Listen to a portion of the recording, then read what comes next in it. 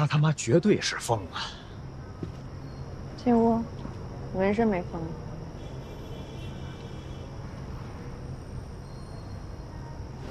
坐这儿。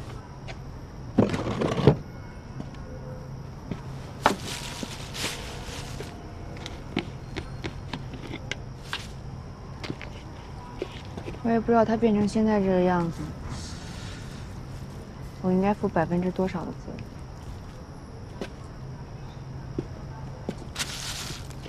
你们俩到底什么关系？她是我同母异父的妹妹，我妈在我16岁那年去世了，她爸后来再娶，也没管过她。我那个时候接画稿，赚生活费，每天晚上熬夜画画。我想那干脆带她搬出去住得了，其实她早想搬出去住。我们俩凑了凑钱，在外面合租一间公寓。然后才真正的开始了解彼此，互相陪伴，度过了人生中所有重要的时刻。等于你们俩之前也不怎么熟啊？当然了，他爸对我不好，我每天打工，在家时间很少。虽然他也过得不好。但总归还是亲生的。当时我以为日子会一直那么平静而又充实的过下去，直到06年，我交了个男朋友，被我发现吸毒就分手了。分手后，小英表现得很奇怪，但是我工作又忙得昏天黑地的，我根本顾不上别的。发现的时候，他已经戒不掉。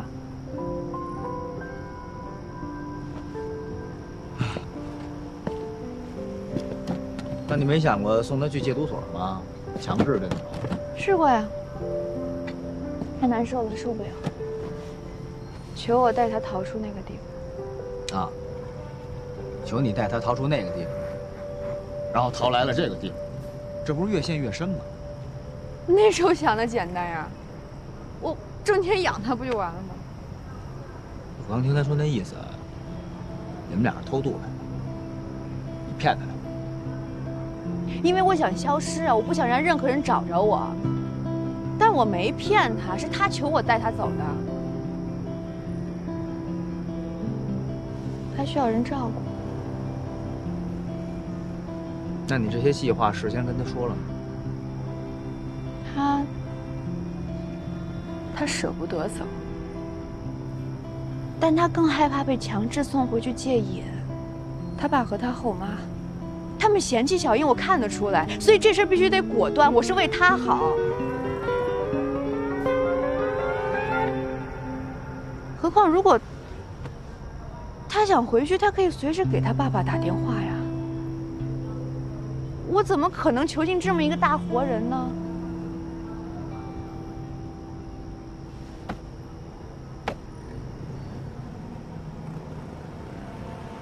后悔。来三边坡。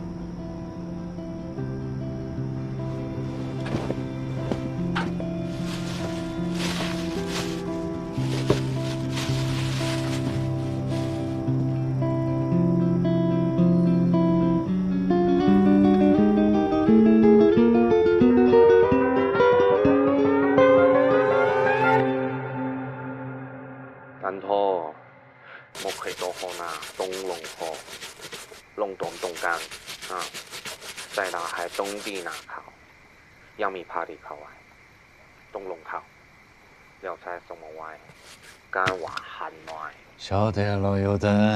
明天我可麻烦装货的嘛，见面再说。啊。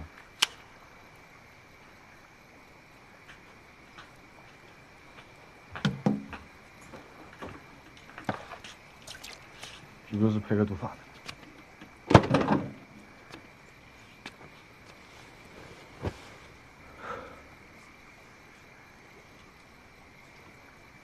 那不要紧，一天天过人生闷气。我还是想不通，收完死的也太冤枉了。赛叔就这种算了都不讲，还喊你去走山。不然呢？我不去走山，兄弟伙去吃哪样的？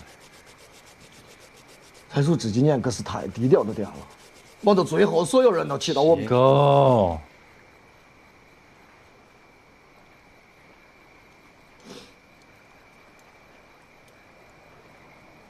你晓得，你姐姐调货的前一个晚上，财叔做了哪样不？干死了5本吗？不止5本。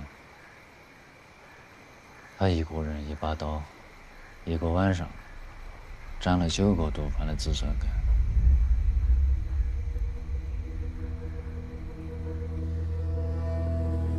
9个人。你姐姐是被轮奸的，财叔还没有跟你说。财叔的判断从来都不是眼前，在山边坡，没得人会真正骑到他头上。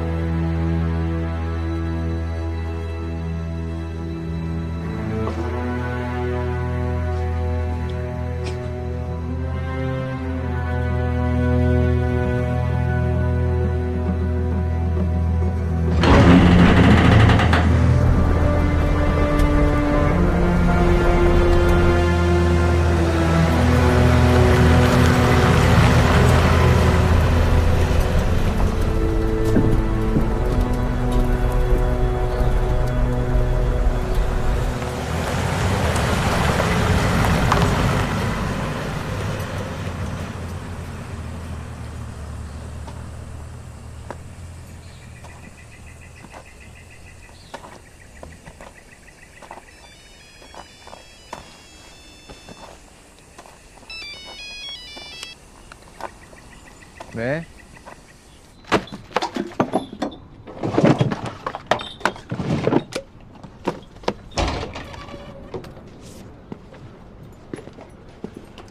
怎么回事啊？小英怎么了？那天你走了之后，他跟我大吵了一架，趁我不注意就溜出去了。我找了他好久，后来发现他自己跑去找李光买货去了，但是不知道发生了什么，他把他给带走了。在哪儿去了？不在大剧里。马燕，他们是这么叫的。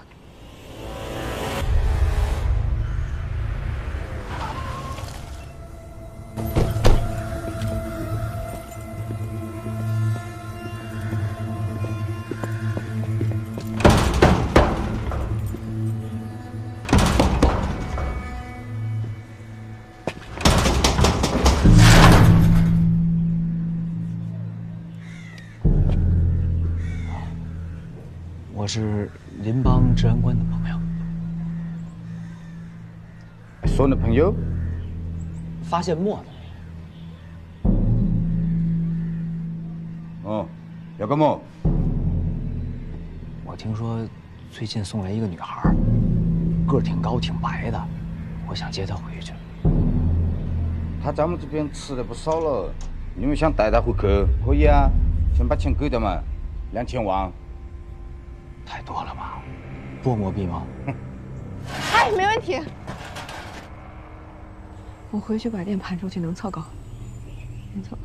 下次把钱带够了再来。那我先见见他行吗？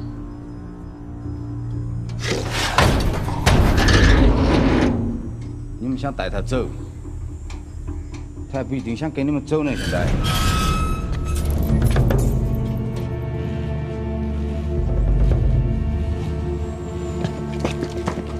在2楼。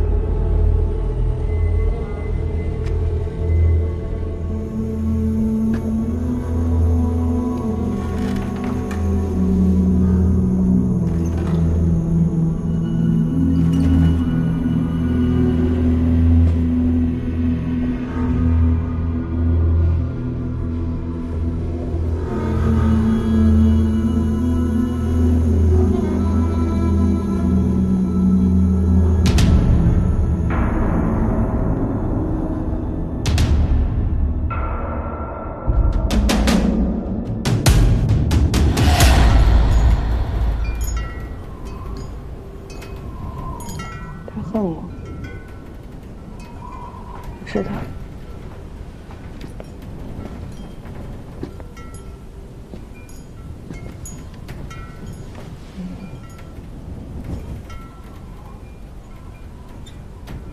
那你以后呢？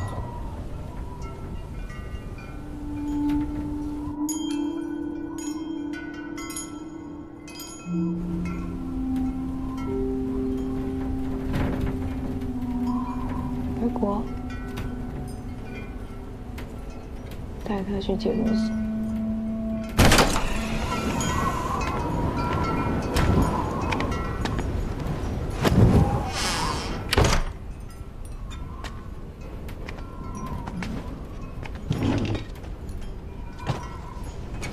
已经搜过了，要去哪了？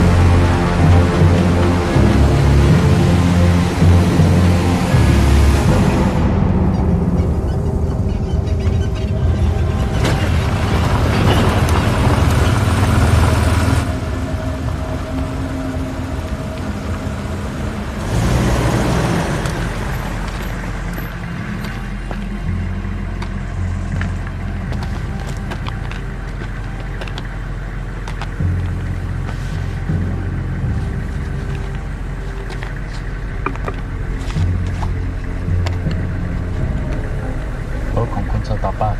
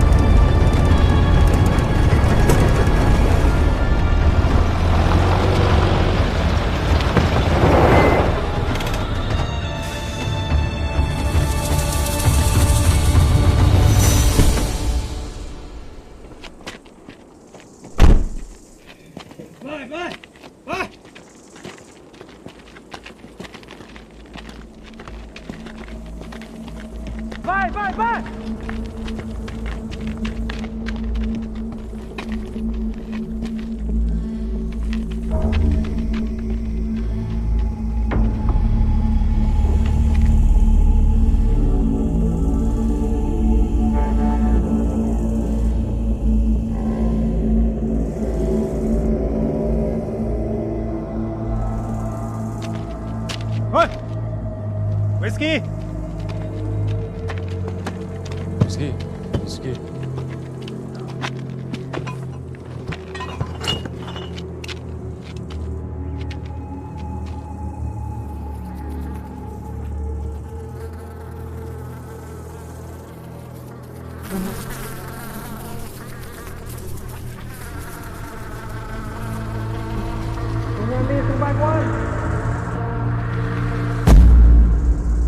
Phải lại là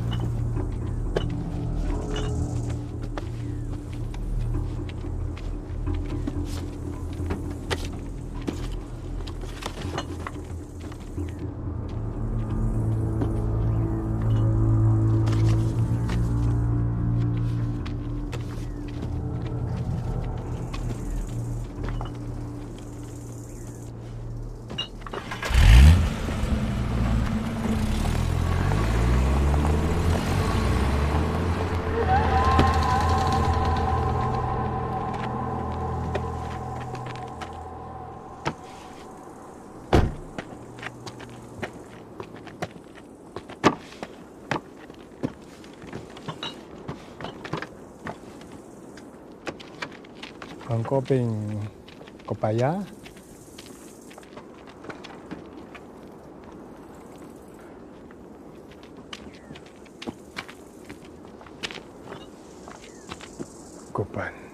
遵命令。河分再造，挖断造。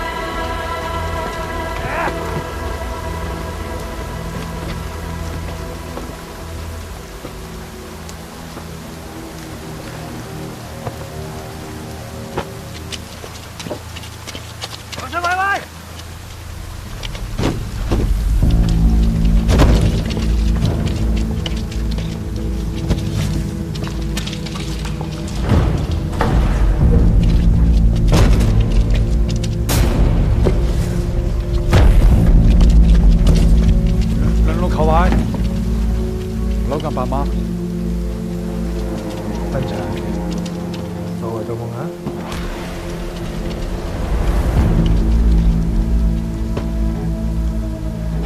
วันลองยังที่เอาคุ้มส่งลงไป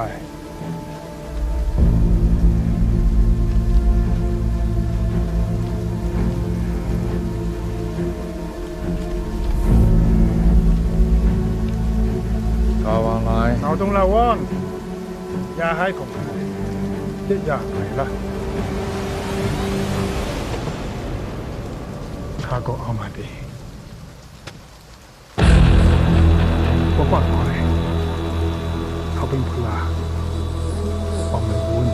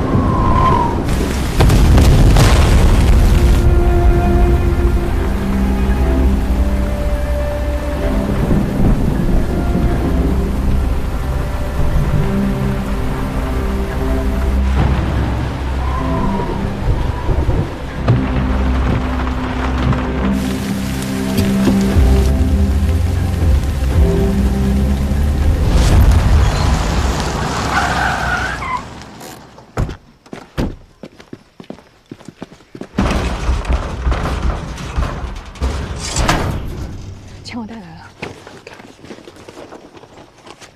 现在有事，你们先回去嘛。不是都说好了吗？你把人带下来，我立刻带他走，我不耽误你的事儿。现在不方便，你们晚上再来嘛。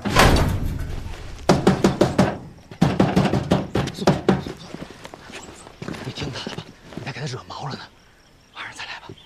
小英，别喊，小英，他们都不是什么善茬人，听话，赶紧上车。坐上，坐。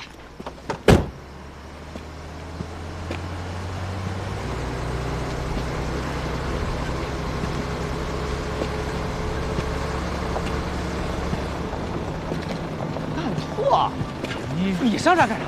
你不是进山了吗？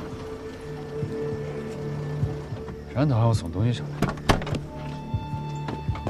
往这儿送啊？这儿是毒贩的领包，你给他们送什么呀？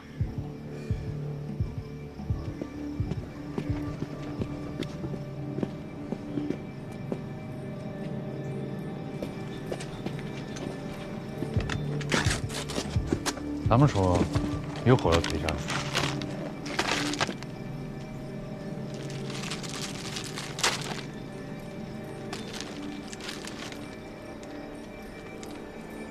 陈多，你给毒贩走毒呢？我也不晓得，毒贩让我走，我能咋办？才叔知道吗？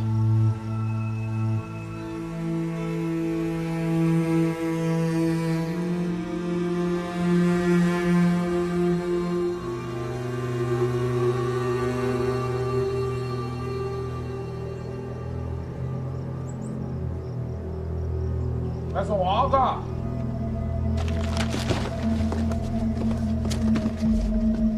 好。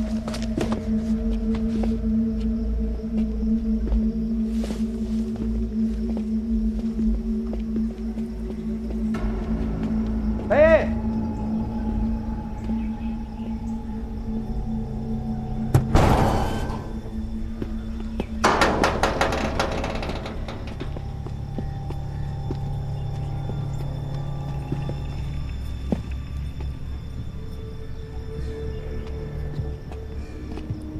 多送干了。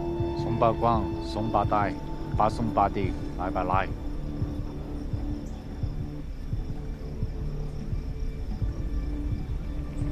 大班马送滚呐！在，功力他马上来。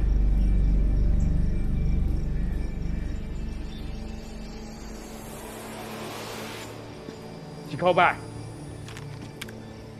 东来逆外，来空瞄，快往靠北。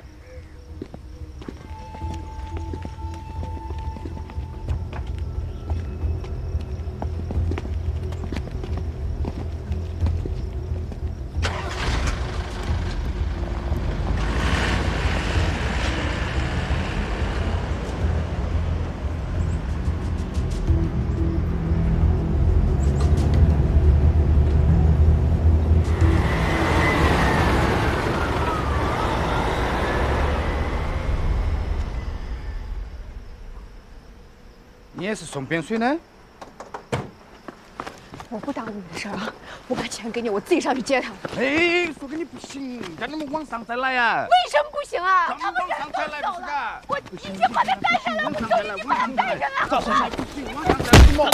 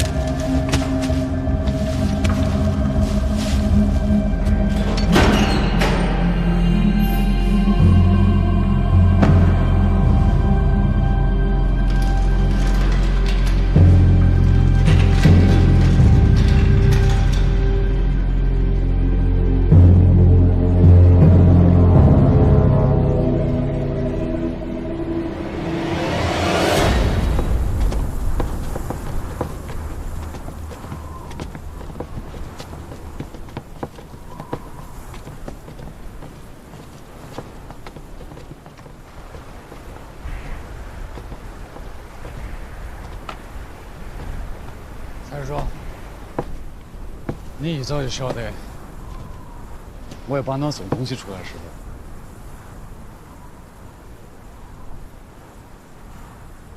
不是？为哪样？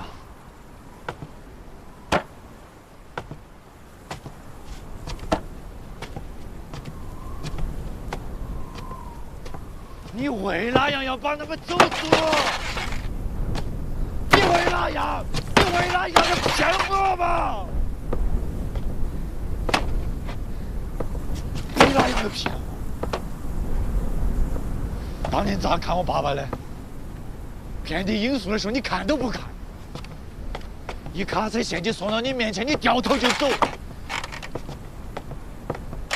为哪样要骗我？这么多年过去了，为哪样突然就变了嘛？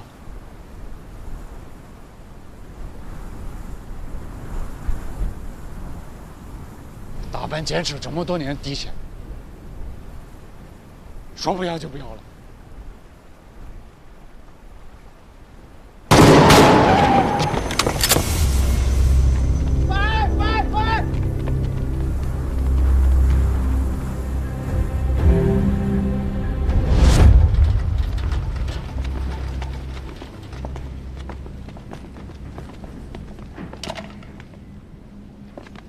喝口水吧。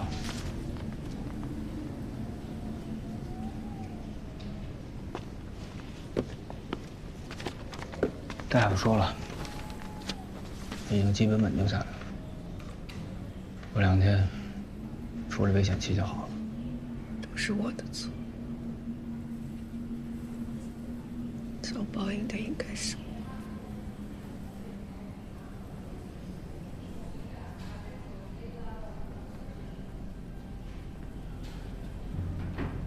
该遭报应的，该是那些毒贩。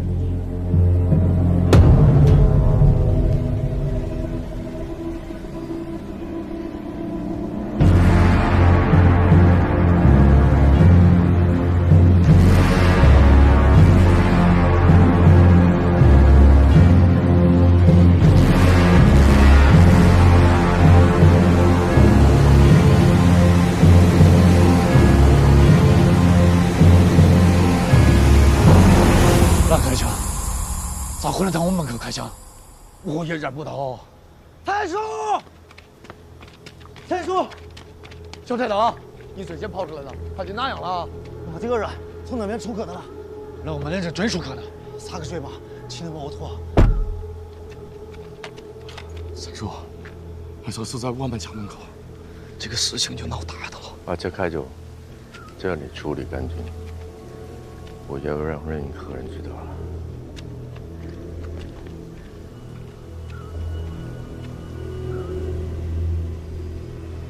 陈导，过来。好的，别过来。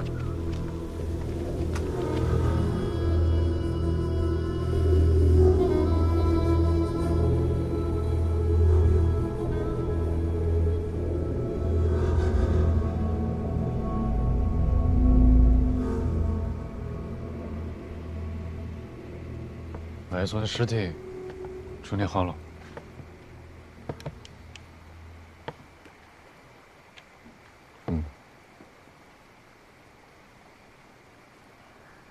刀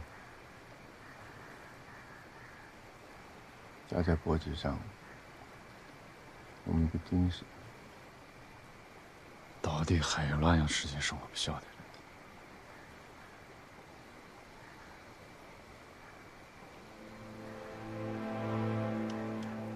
诺阳和联巴松两个人开打之前，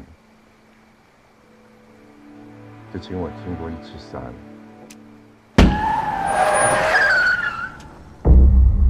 佢想將毒品外包俾我哋大班，我當面拒絕咗佢。跟住佢哋打仗，結果大全年就丟了。他想盡快把現金回到他手上，他又把我再次請到山裡面，我也拒絕了。結果一轉頭沒半個月，摸康河也丟了。他们这个大部队全部被逼到山里，洗的洗，跑的跑，我又在第3集被压到山里。我看见他整个人就像疯子一样，身边全部都是武器，一堆手榴弹，像野兽一样。我知道我不能再拒绝他。你想一想，索文跑山那么多年，他会因为一个玩具被搞死吗？他可爱说，已经不是警告，是对我们下的最后通牒。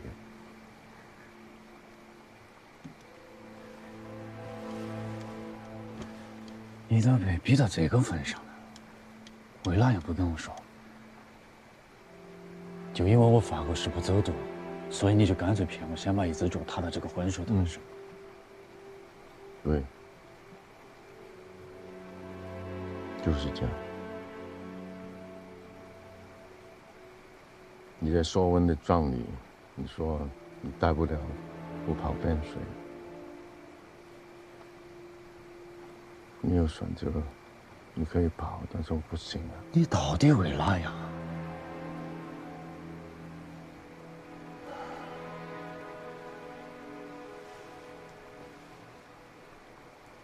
我老了，我该去拍戏了。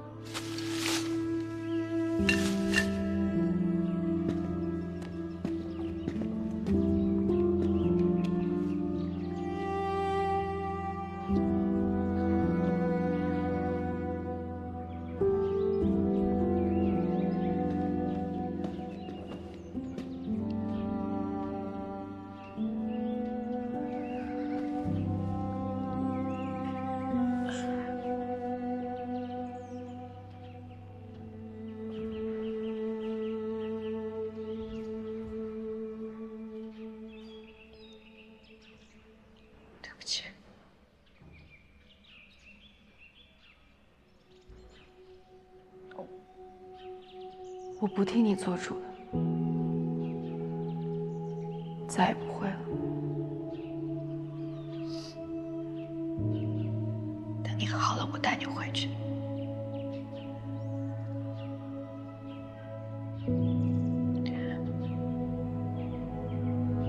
我不是一直想回家吗？我这次真的带你回家。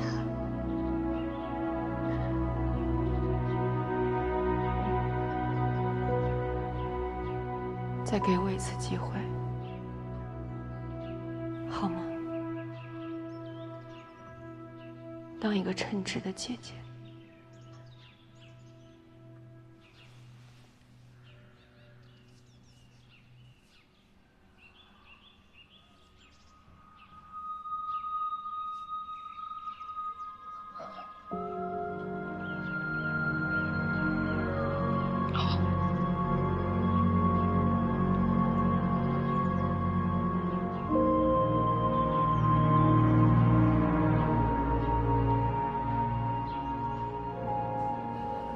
有了莫考核，洛阳想用按手的路来走读，但是驼峰牛和贩毒的管控完全不是一个量级。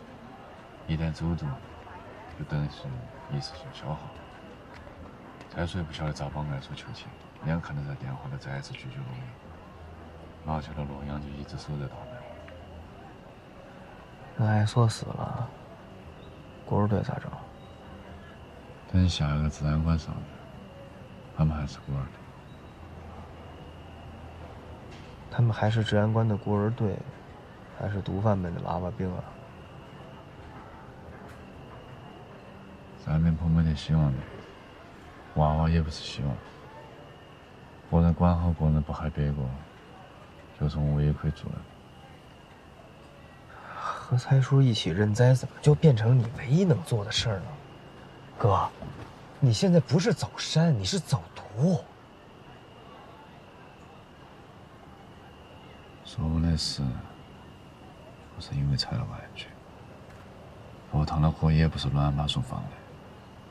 洛阳一直没有停止过的打扮了精兵，现在的局面是必然的。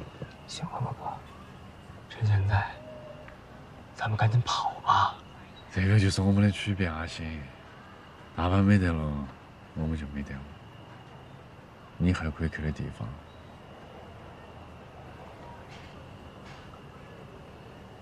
反正，如果他打算用那条路走读的话，我不会放任不管。你和老杨，我也不知道，但我知道那条路通向什么地方。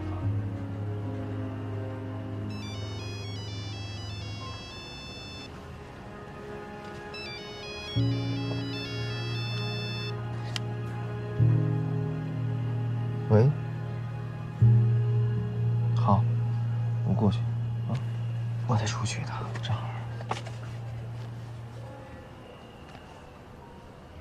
给你。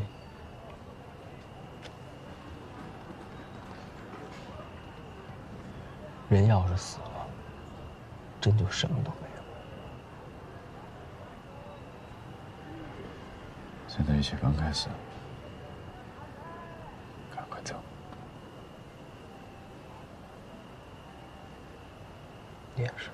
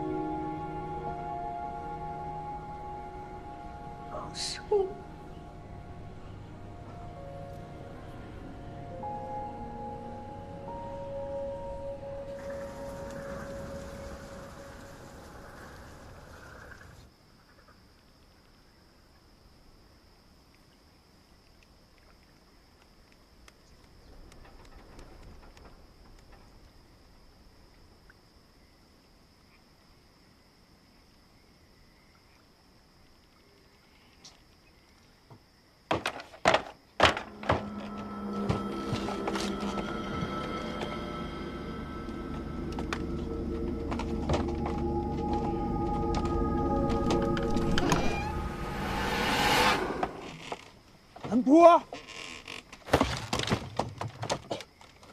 你咋了？你先起来。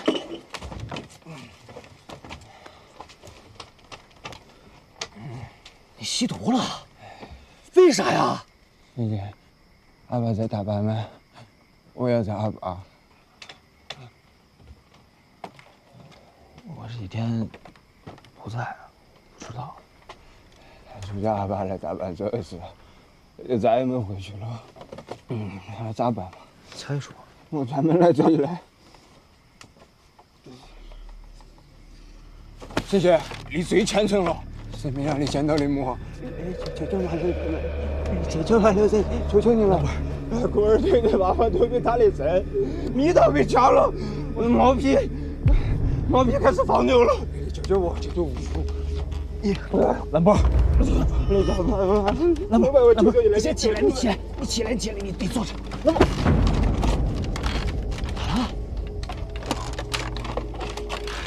咋了？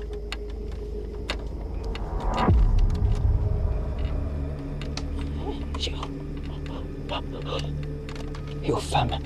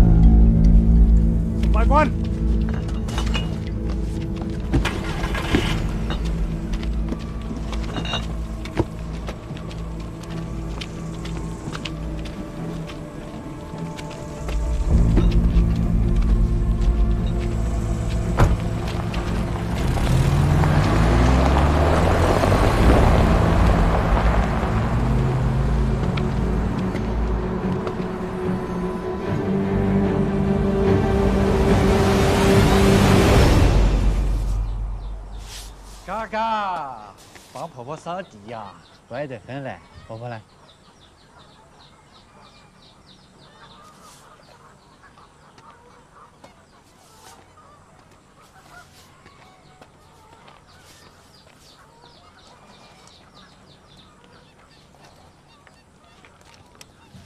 妈，你做这个搞哪样嘛？屋头又不是买不起。今天咋个回来了？娃娃不是要上学啊，给他买了个书包来。你包那么好，干啥子？要拿出去卖嗦？哎，身体不好嘛，手里有小点活干的，心里头踏实干。啊，这个你拿到，我还给你减了半年的药。这是啥子？哦，这个你到时候个人去赶摆的时候就可以自己去买了。上次不是没办下来这个东西啊，我托了人，现在表也填好。你看啥时候整好了，到时候你拿着这个证件去办事处走个流程就可以了。你咋又整这些？娃娃明年不是要上学了的嘛，我想喊他去3门口外面的学校上。这房子我都住惯的了。出去了外面吃住都得烦，我们一老一小呢，认不得人，靠你一个人养活，我还不如死了的。妈，这边现在那么乱，眼看就要打仗了，我怕我到时候顾不到你。打仗跟你啥子关系？哪次打仗让你顾我们的了？妈，你们就先过去嘛。到时候有啥子危险，我一脚油就过去了，你顾虑一下嘛。好。你是跑汴水呢，离那些子人还有一道关，你能有啥子危险？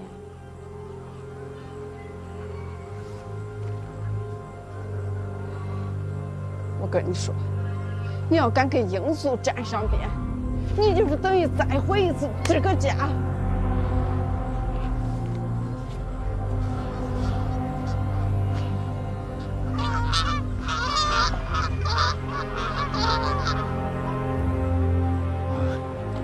这个家已经不再是个家。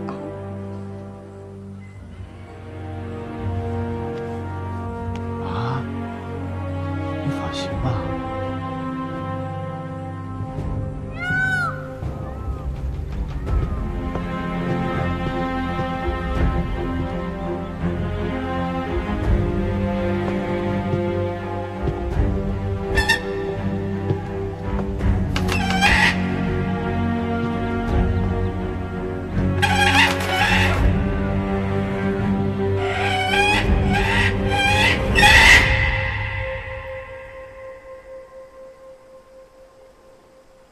蔡叔，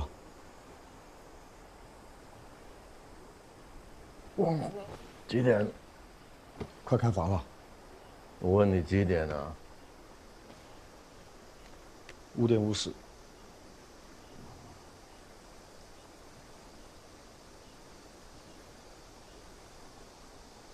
看托回来了吗？回来过，货都送到了，说家里面有点事，回趟小波帮，晚上就不跟我们一起吃晚饭了。真近啊！我刚看他开车出去的了，鬼鬼祟祟呢。这个是发现我们走读，可会告我们。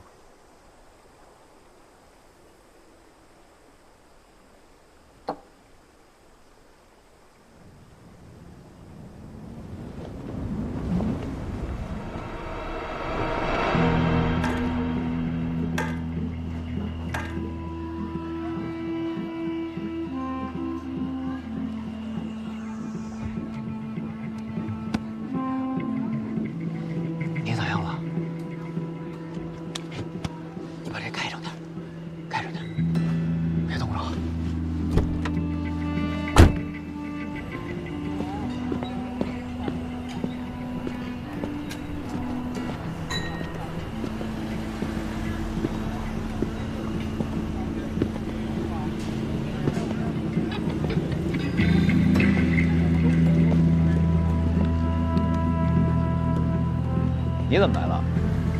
跑这儿。之前又没结完账。你来。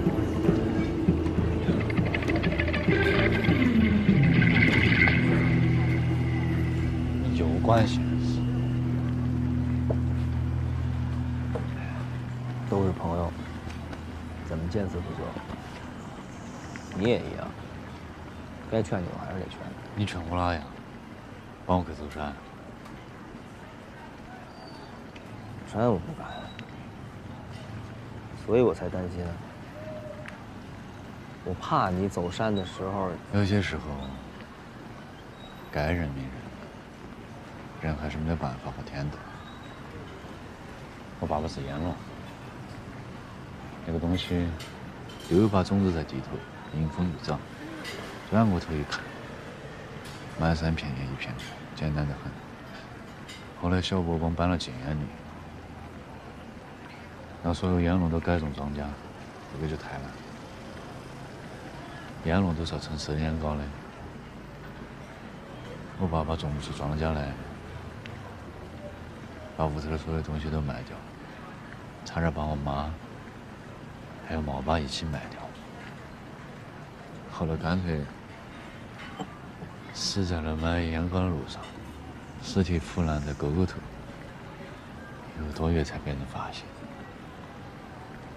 那你要是这么说，我就更不理解你了。人就是越活越矛盾嘛。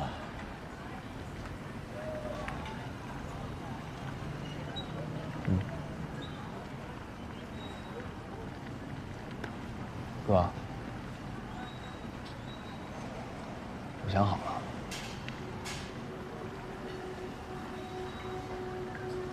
也给蔡叔说了点。别跟他说，说了有什么用啊？说了他也不让我走。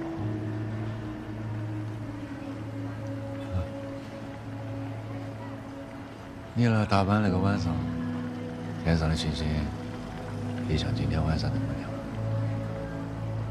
山边过分日子和雨季，你都完整的体验过。来的时候正好，走的时候也正好。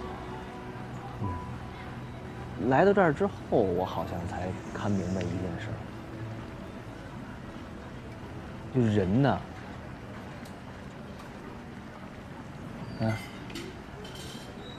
就跟那星星似的，唰，一晃，没了。这是我明白的意义。所以说，该认的认你。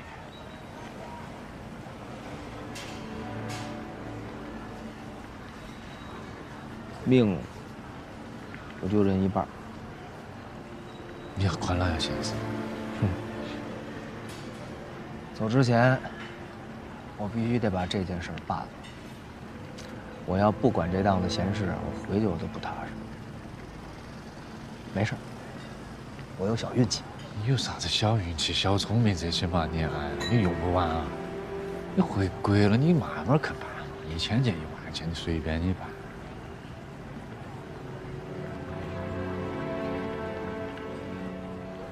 我一直没跟你说，我羡慕你。羡慕我什么呀？命好。我还命好。你生在中国命还不好。这个，小时候毛爸差点被豺狼咬死。这个是那个豺狼的牙齿，我送给你。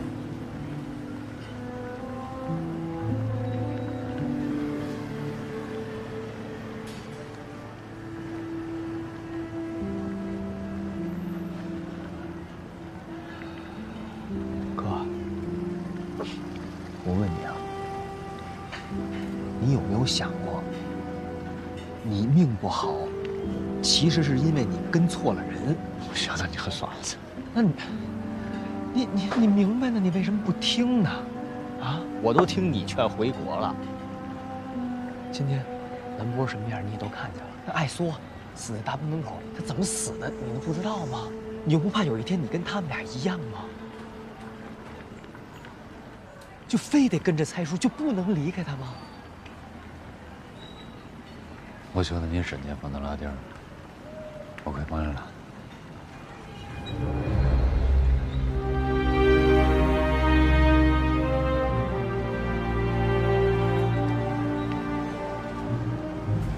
你的命，你也治不醒，因为你的命不是你自己的，你的命是你妈妈的，是我爸儿子的。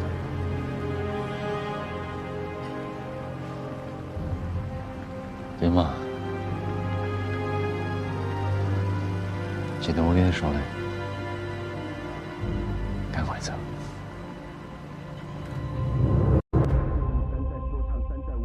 山寨是文艺批判绕不过的题材，山寨生活，山寨法则，山寨手段，山寨是普通人们美好生活当中娱乐化的杜撰。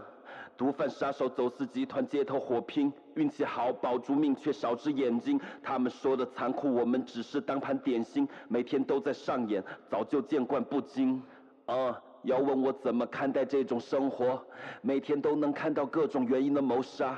你希望得到怎么样的回答？愤怒的咆哮，还是眼角必须泛起泪花？或要我左手扶着额头，右手握枪让你拍照？祝你拿个人文类奖杯。感动世界之后没有任何变化，我们继续拼命挣扎，你们继续消费。这是我家乡三边坡，不止你在电视机里看到的那些山水、政客、军阀、绕路走的督察，都是些擅长撒谎、巧立名目的魔鬼。多数是暗度陈仓、黑吃黑。相比之下，我们还算有底线，什么能做，什么不 OK。而他们什么都做，相信我，人类的天性就是斗争。山寨电影、山寨说唱、山寨文学，山寨是文艺批判绕不过的题材。山寨生活，山寨法则，山寨手段，山寨是普通人们美好生活当中娱乐化的杜撰。毒贩、杀手、走私集团街头火拼，运气好保住命却少只眼睛。他们说的残酷，我们只是当盘点心，每天都在上演，早就见惯不惊。你问我愿不愿意离开这种生活？有办法带我去火星吗？认真的说，我愿意离开，即便我早就已经看透，去哪也走不出心里的罪。但至少可以少点枪声，少点刀刃，少点流血，多点体面。即便人心不管在哪都是冰冷，但至少可以少点恐惧。关于我的家人，不只是血缘，千脉勾芡翻到背面，每节上都清晰刻着一个逝者名字，其余空的是给还活着的弟兄留的。所以你懂了为什么我们都爱在精炼。